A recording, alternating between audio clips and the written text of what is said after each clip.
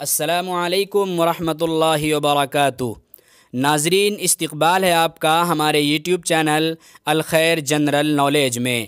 آئیے آج کی تازہ ترین خبروں پر ایک اچٹتی ہوئی نظر ڈالتے ہیں۔ دوستو، زرعی قانون کی مخالفت میں دلی کی سرحد پر ملک بھر کے کسانوں نے دھرنا دے رکھا ہے۔ پورے ملک میں کسانوں کا احتجاج تیز تر ہوتا جا رہا ہے۔ آپ کو معلوم ہے کہ 3 دسمبر کو کسانوں اور سرکار کے مابین بات چیت ہوئی تھی، لیکن اس میں کوئی نتیجہ سامنے نہیں آیا تھا۔ کسانوں کے ساتھ حکومت کی بات چیت بالکل بے فائدہ رہی۔ اسی کے ساتھ ساتھ جب کسانوں کو سرکار کی طرف سے کھانا دیا جانے لگا تو انہوں نے غم و غصہ کا اظہار کرتے ہوئے کھانا لینے سے انکار کر دیا تھا۔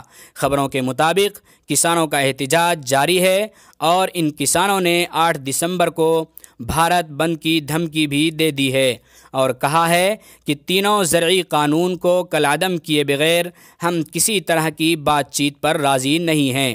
آئیے چلتے ہیں دوسری بڑی اہم خبر کی طرف۔ حیدرآباد میں MIM اور TRS کا قبضہ برقرار ہے۔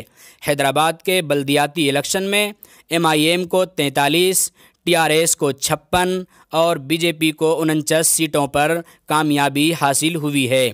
حیدرآباد کے اس انتخاب میں BJP فرقہ وارانہ رنگ دینے کے بعد دوسرے نمبر کی پارٹی بن کر سامنے آ گئی ہے۔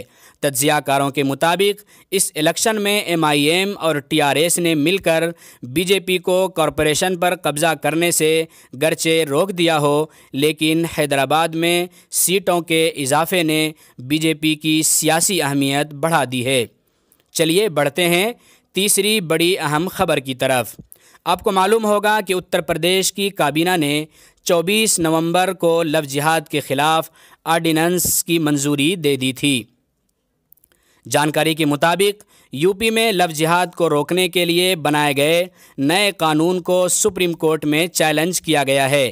درخواست میں کہا گیا ہے کہ آرڈیننس آئین کے تحت بنیادی حقوق کے خلاف ہے، نیز یہ قانون آزادی اظہار خیال اور مذہبی آزادی کی خلاف ورزی کرتا ہے۔